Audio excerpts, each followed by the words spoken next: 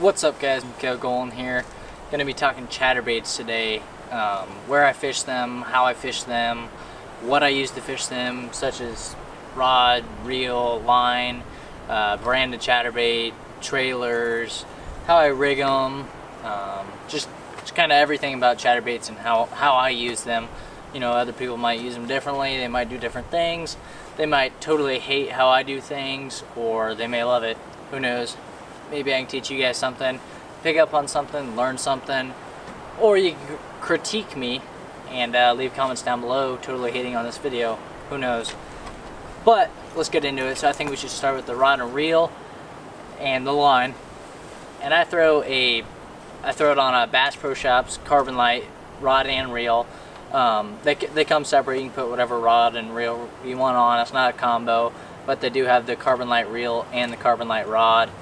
And I like throwing, me personally, I throw pretty much strictly half-ounce chatterbait, and so I like throwing it on a 7.3 heavy, and a lot of people throw them on medium heavies, but I just like the feel of the heavy. I like having a super strong rod and being able to chuck that chatterbait super far without, you know, not having to worry about anything.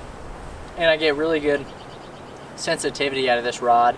Even though it's a heavy, it still has really good sensitivity, and you can feel that blade shaking, even when you're just slow rolling against the bottom, bumping against rocks, pulling it over stumps, you know, through laydowns and stuff. You can feel everything on this rod, and it's stout enough to where when you set that hook, you know you're going to pin the fish if they have it. So I matched the 7.3 heavy Carbon Light rod with the 6/8 to 1 Carbon Light reel.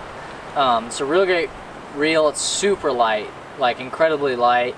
It has, don't know where I was going with that, but it's a really light reel. Great braking system. I haven't had too many problems with bird nesting on here.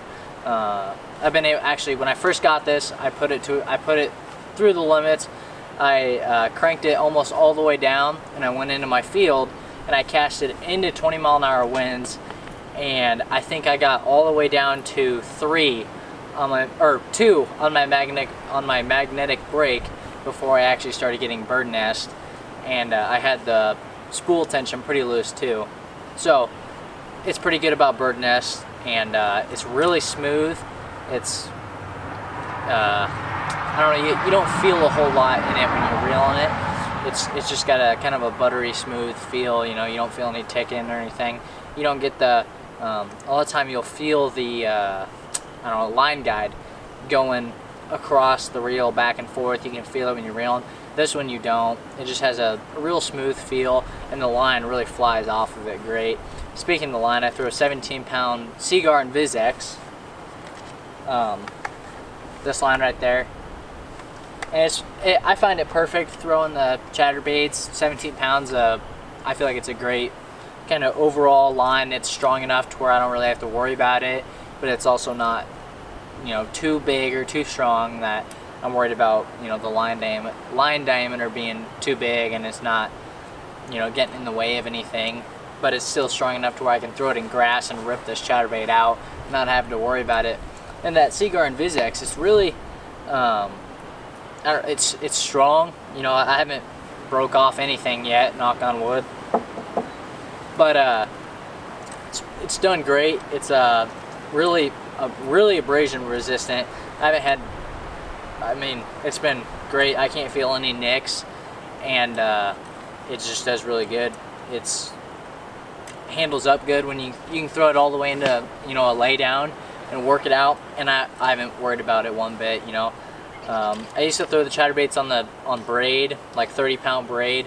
I still do sometimes, but if I can get away with it, most of the time you can. I just throw it on fluorocarbon. 17-pound is fine. If you really wanted to beef it up, you could even go to 20-pound Seaguar and VizX, or you know, Red Label, AbrazeX, anything like that. But I really like the VizX. You could even step it up a little bit if you're worried about it, but I haven't had any problems with the 17-pound. I think it's great. If you really get into grass and you know you're only going to be fishing grass that day, you know, no type of open water stuff, or you know, rocks and stuff like that, you can throw a braid on it. I recommend, you know, 30 pound braid is kind of an ideal number for this. And you run that braid on there, and then when you're fishing that grass and vegetation and you rip that chatterbait through and it gets hung up, you know, reel and it gets bogged up a little, you just rip it out, and that braid will actually help cut through that vegetation, and it'll kind of help eliminate some of your hang-ups, and you won't get caught up in that grass. But even this, I still throw it around vegetation, it does just fine. But I guess if you're fishing straight vegetation that day, or you know, that tournament, whatever, if that's all you're going to be fishing with the chatterbait, then braid might not be a bad idea, because it'll help cut through that grass. The fluorocarbon doesn't have a whole lot of stretch to it, so that's great when you go to get your hook sets. Even if it did have a little bit of stretch, throwing it with this heavy rod, you're going to get plenty of a hook set. Then to the chatter. Oh, one quick thing that I really like about this rod. So for one, it has wind grips, so it feels really comfortable in your hand. You know, you don't got that just straight cork that, you know, is going to make your hand sore after a couple hours. This has like, let's see if I can drop this down, grips that are really like conform to the hand. They really put a lot of thought in these when they made it, because it's really just comfortable in the hand, and it really matches up, you know, how you hold the rod and what feels comfortable. And then another big thing, I always had to take athletic tape, actually, and that's another good thing. But I would always take a lot athletic tape, and I'd either label under my reels or on the, you know, stock of the rod or whatever, and I'd write the poundage of line that I had on here, because I didn't want to forget what pound line I had on all my reels or rods, you know. And so I'd write the poundage. Well, with these new Carbonite rods, they actually have a little dial down here on the bottom. I don't know if you guys can hear that at all, but it goes, it has the most common line sizes all the way up to 65 pound, you know, when you're throwing that big old braid. It has all the way up to 65 pounds on here, and it skips some numbers, but it stays with the most common line sizes. And so like right now I have it on 17, because I have it on 17 pound fluorocarbon. So this is a great little tool that they've integrated into these rods, and I just find it really handy, and it just really helps out in the long run. But now moving to the chatterbait itself, I throw the Z-Man, see if I can get some line out here. I throw the Z-Man original chatterbait. A lot of people recently have started switching to the Z-Man jackhammer chatterbait, but that's a $17 to $20 chatterbait, and I mean, you get that thing hung up and lose it, and there's $20 out the window. These, on the other hand, are $5, and I mean, they've performed outstanding. You know, it's great. The jackhammer is made with a little bit better quality material. You know, the blade's going to be a higher quality. The swivel on here is going to be a higher quality. I think the paint's even a little higher quality. The hook's going to be a lot, I don't know, just higher quality. The whole chatterbait's higher quality. You know, it's going to be a stronger hook, even though this is quite the meaty hook, and it really gets the job done. You don't really have to worry about anything. Me personally, I don't. But they've just kind of, on that jackhammer, they just kind of upgraded everything to a higher quality stuff. This is kind of a flipping, kind of just a jig head, whereas the jackhammer is more of a swim bait head, like a swim jig head. And it, you know, it has the eyes and all that, and I believe it has a recessed line tie, and so it's supposed to help reduce hang-ups. You know, when you're bringing through that grass and stuff, it's supposed to help reduce the amount of times that you get it hung up. And so there's just a few things, but it's $20, so I haven't really made the move yet, because I'm happy with the $5 one. And so and I think a lot of people watching are more on that $5 side compared to spending $20 on a chatterbait. But we'll see. When this stops catching fish, then I'll switch. But it hasn't yet. As far as trailers, there's kind of two types of trailers that I throw personally. Some people throw craws on them, you know, creature baits, stuff like that. I haven't really done that. I've been really happy with these paddle tails. I really like the look that the paddle tail gives, and when you combine that with the shaking blade of the chatterbait, that kick movement, it just really all combines really nice, and I like it. and catches a lot of fish, and it catches big fish, so I don't plan on switching, like I said, until it stops catching fish or I feel like there's a certain situation that really calls for it. But so far I stick with the paddle tail swim bait. I don't know if you guys can see that. That's what I stick to, but there's kind of two styles of that.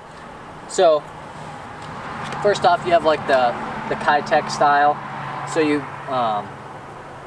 this is an unopened package, so I don't really want to open it, but it's, as you can see, and I'll try and show on this one too, but it's a ribbed body, and it just displaces a lot of water. You know, the water goes off those ribs and it really displaces a lot of water, and it just has a little bit thicker body around it, and it the Kitech actually comes squid scented, which, besides, that's just these Kitechs.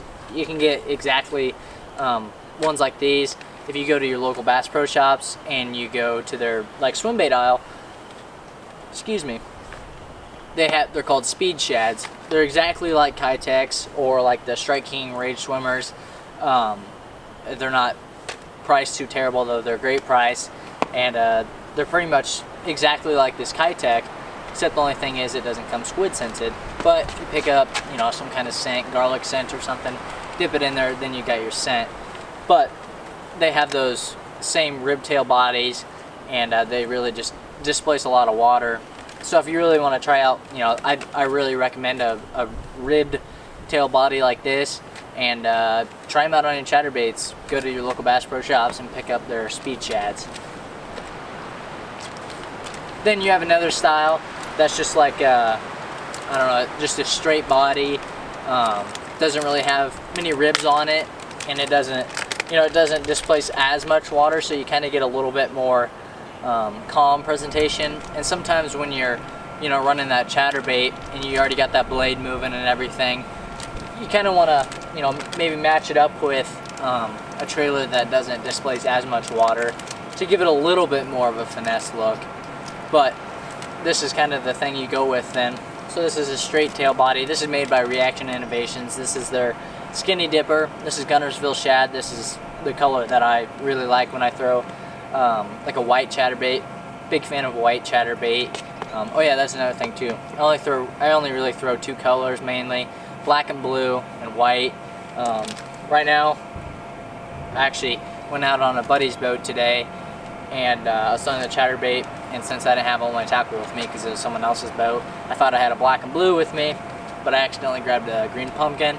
So all I did was I just threw on the green pumpkin chatterbait, but I used the black and blue trailer.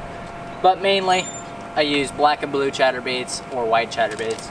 So this is my go-to color with white chatterbaits. It's this Guntersville shad. You know, it's got that darker kind of bluish tint and then a white underneath. But this is a, you know, more of a straight body. It does have some ribs on the top, but not too much, and just kind of has a nice head to it and a real nice kick. Again, made by Reaction Innovations. It's great bait. It feels super soft in your hand, but they're actually really durable, and they'll, you know, hold up really nice. But it has a nice, what I really like is it has like a, I don't know, you'd want to call this a cavity on the bottom for the hook to go through and come out on the top.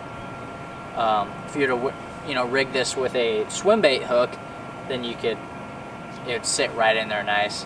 But on the chatterbaits, it doesn't really make that big of a difference. Sometimes, instead of that real skinny top, you can just cut a little bit off the head, and then you'll get a more flat presentation to slide up and sit nice up against that hook. You don't want to go too big though, or else it won't stay up there. So I recommend just cutting off like right behind the eyes, and then that widens that up a little bit. It's just about perfect length. This is a little bit shorter than these Kitechs. This is I believe this is about a 4-inch, but it's about perfect size when you know, just trim it up a little bit, and you got that. You throw it, it's just about perfect. I really like that. So that's the second style, is like a slick body, you know, maybe not as big of a profile. It's kind of a little bit skinnier. They actually do make a big dipper, but I would not throw that on chatterbait because that thing's like 6 inches long, unless you're trying to catch like a 12-pounder, I don't know. But the Skinny Dipper by Reaction Innovations, I really highly recommend it. Check it out. Go to reactioninnovations.com and check that out. But that's another great trailer. I think that's it. Oh, sorry, forgot again. Where I'm gonna throw it and how I'm gonna throw it. You can fish it pretty much anywhere. I mean, today we were on like rock jetties and against like a rock dam, and you can throw it against, you know, throw parallel or across like rock points.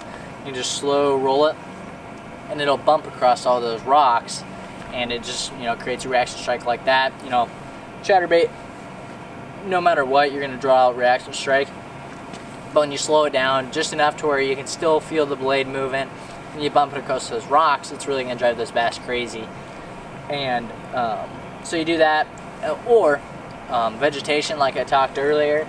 Say you go somewhere that has hydrilla, you throw it up in that hydrilla, you know, submerged in the water, and you can rip it through there, reel it, gets hung up a little bit, you just rip it through. And when you rip that chatterbait out of the hydrilla or grass, you know, whatever type of vegetation you have in your lakes, it's really going to drive those bass crazy.